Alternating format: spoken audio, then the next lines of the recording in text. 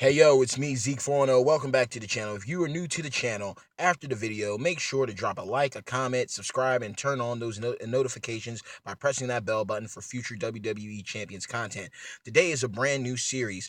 It is called Before You Feud, where I'm going to cover the bonuses, the required superstars, what I feel you as a player and as a faction should do with this upcoming feud and future upcoming feuds. Now, I waited to do this video after I concluded part two of to pull or not to pull episode 3 Farouk the Nation Leader, because I needed clarity of the champion and the banner and what's going on, so I could like properly give you the insight to this. So this is where I'm at. The top main event of field bonus is going to be two plus move charge, basically acting like an MP, like an automatic move point trainer, MP trainer, so to speak. You're also going to be getting a plus 100% health boost and plus 40 damage boost, and that's going to be contributed to either the featured Mega Superstar Farouk or any variation of Triple H. I strongly see people running either the game Triple H Powerhouse for his finisher, which destroys a large area of gems, or running the Showboat VIP King of Kings, because he's just a monster. He's one of the best Showboat units in the entire game. When it comes to the bottom, it's going to be the Four Horsemen. And the Four Horsemen, if you don't know, are Double A Arn Anderson, Trickster. You're going to have Ric Flair, both him, Nature Boy Trickster, who I have, and Slick Rick the Showboat, that's featured in the Mega Superstars. You have Lex Luger and Mr. Perfect. Both are going to be featured in the Mega Superstars alongside Ron Simmons, Farouk. Now, this is where I feel about theirs. Theirs is a +3 submission turns and a -100 incoming move damage. I look forward to seeing how that plays out, because it does look like it's going to be interesting. It basically sounds like the only way you're going to get damage in is you're going to be able to use your moves, but they're not going to work against each other. So it's like, I feel like you're going to be. It's basically putting it like this: you're going to need the bottom guys with the submissions or Triple H to basically take down the health of your guys like Farouk and Triple H, if you understand what I mean. It's like, you basically, you're not, if you have a Horseman, they're not going to be receiving any damage from an actual move. Now, I get a feeling that that's like just the moves. I'm not too sure if that's gem connects or not. But if that's gem connects as well, that's going to be pretty OP. And it also seems like the only way that you're going to be able to do some type of damage is by using the submissions to basically wear people down over time. This looks like this is going to be like a real, like, balls to the wall type feud. It's going to be a very intense feud, especially with Farouk and Triple H getting the plus 100 health and the plus 40 damage and the move charge. That's not even including MP trainers. And then you have Double A, Ric Flair, and Luger. Those are the only three out of the Horsemen right now that have submissions, because Ric Flair and Double A both have the figure four leg lock, and then you have Lex Luger with the torture rack. And Mr. Perfect is the heavy hitter. He said so himself in a promo that he was the enforcer, the new enforcer of the Horsemen, and he does have, if not the highest or one of the highest damaging finishers in the entire game. Now, this is what I'm feeling about this. Trainer wise, I'm seeing, because there's a lot of tricksters in here, and because a lot of these guys got purple moves, I'm going to be saying I see a lot of Xavier Woods being used. I also see Reds coming into play when it comes to Farouk, as well as Double A, and I also can see Black coming into play with Bray Wyatt because of Farouk, Double A, and Triple H. Now, I also could see people running Steel for MP, for Green MP. I can see that happening. I can also see Enzo being in here because Lex Luger can use Enzo, and aside from Sting. So I can see almost all of the MP trainers being in here. I can see Sting being utilized. I can see Bray. I can see Enzo. I can see even Lawler. I can see Steele, and I can see Woods. I can see literally all 6 MP trainers being on deck for this feud. I also see I see a lot of, I can see freaking, I got a feeling that you're going to be having like some botch gems down. I'm going to be seeing. I'm got a feeling there's going to be a lot of tech Bretts out. I'm going to be seeing a lot of people possibly even using double A for Luger.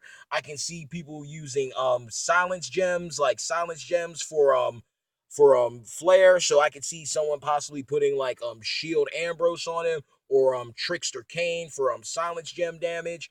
So it's going to be a fight. It's going to be a fight, and it's going to be a slobber knocker of a fight.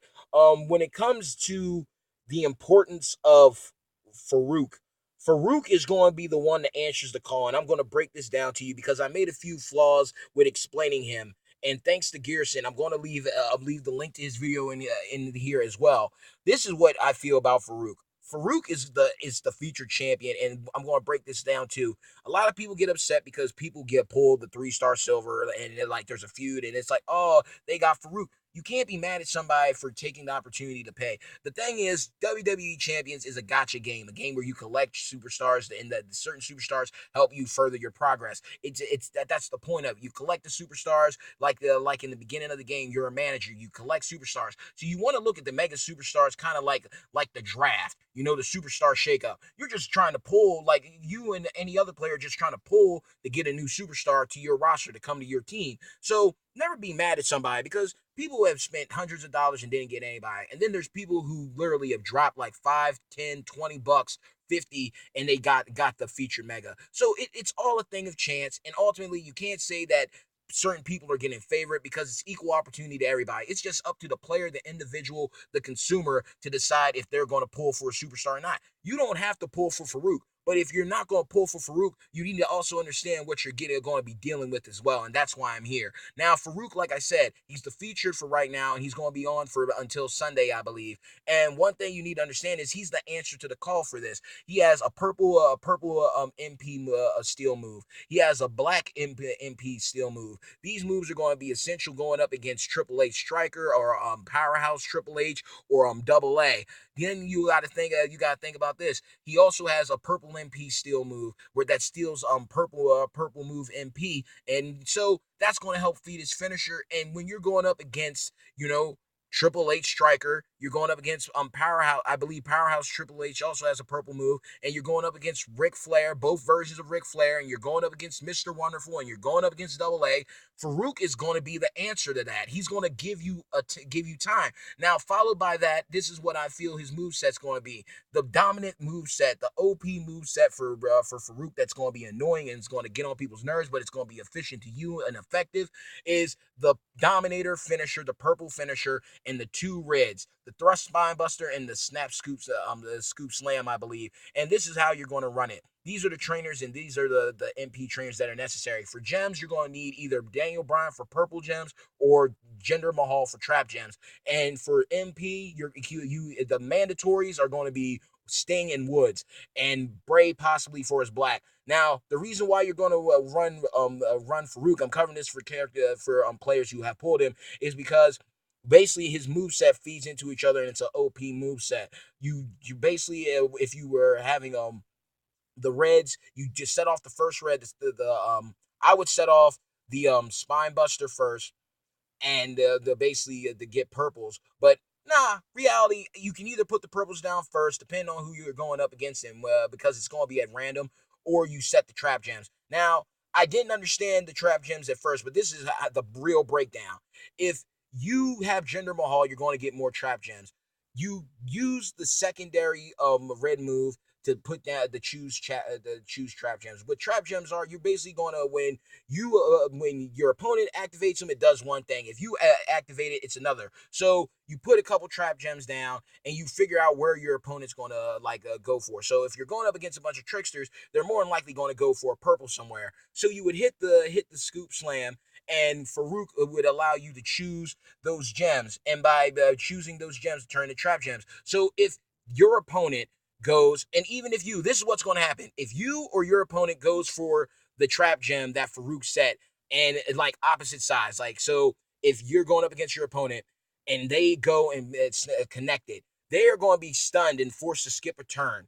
And they are also going to be dealt damage. Now, if you break the trap gems yourself, then what's going to happen is you are going to deal damage, but you're going to be allowed to choose any gems to make into trap gems. And then that's basically when it becomes a methodical thing. Where is Ric Flair going to, what gems are Ric Flair going to pick? What gems is Mr. Perfect going to pick? What gems is Triple H going to pick? And when those gems get connected and go off, they are going to make column break gems that are going to be used to break entire columns. And literally, this is going to help you feed your move so you can get it back. And it's also going to feed your finisher, because when your finisher goes off, it's going to destroy those gems. So that's why there's a reason why I said Jinder Mahal is going to be efficient. More trap gems down mean more column break gems to be destroyed to get your finisher. But if you want to get the cycle it quicker, then I would say go with Daniel Bryan to get more purples down on the board and do it like that. But Farouk is going to be the answer to the call, because he's going to be able to take the MP away from all these guys, and he's going to be able to basically do enough damage to literally get you a quick finish and get you in and out easy. He's a very solid champion. It's ultimately down to you. Me personally, I made the decision that I like him, but I'm going to wait and see if he's offered in Player's Choice or an event, and then go for the event coins and go for it like that way. But I'm not going to pull for him right now. I'm pretty solid. I'm content. I know what I'm going to do, and this is what I'm going to advise here.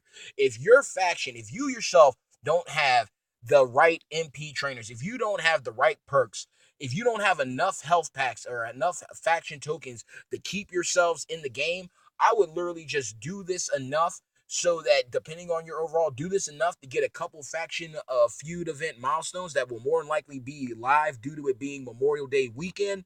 I would go ahead and just get those milestones and bounce and just focus on hell mode, focus on getting clearing your tours, and just call it a day and do your part and just heal or ghost for your team. But if you have 3-star variants of all these guys, if you got 3-star AA, Ric Flair, either version, Lex Luger, Perfect, Farouk, and Triple H, then go to town, work for your spot, grind it out, do what you can. So if you were free to play and you don't have these guys, just feud to get your milestones. Or if you don't have if you're pay to play or either or, and you just don't got the right roster to do this, I'd say don't sit it out, but do what you can and test the waters. And if you feel you can keep going enough to get a certain amount of milestones and tokens, TP and coins, then cut off there and just enjoy the rest of your weekend. But if you are dedicated to the grind, if you want to challenge it, if you just want to see how you can hang against these guys, then by all means,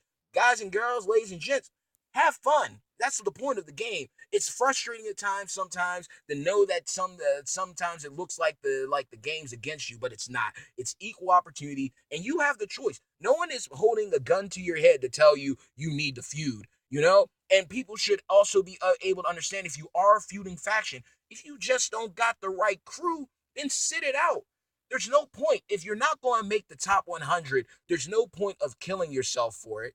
And if you don't have the featured superstar, and if you don't got the numbers and the resources, fall back and just take a break and enjoy the game and just wait for another feud. So that's basically what it is. If you got the resources, if you got the numbers and members, if you got the faction tokens, the health packs, if you got the right trainers for everybody, if you pull Farouk, if you have sorry for saying Mr. Wonderful, if you have Mr. Perfect or Lex Luger, you have all these guys above 3-star silver, or have them at 3-star bronze, go to freaking town, do what you got to do. But if you're below that and you don't have the right resources or the right numbers in your faction, just try to nickel and dime it, get as many milestones that you can, get those resources, and then just bounce out, call it a day, and just have a great time and go hard the next feud. So that's literally basically it. I hope that you do enjoy this video. If you do, please like it. I'm sorry if it was long-winded, but I had to make sure that I was precise about this so you understand. It's going to be a very ball-to-the-wall challenge of a feud. It's going to be fun, but it's going to be intense. You will possibly lose a lot. You might not. This is something where you need props. This is a feud where you need props. You need maxed out attacks. You need maxed out trainers. You need maxed out champion units to do this feud proper or to even have a chance. If not, then just don't just bite the bullet, live to fight another day, and either your faction understands or they're going to do business the way they feel it's right to do business, and it's all love, it's a game, move forward and just have fun.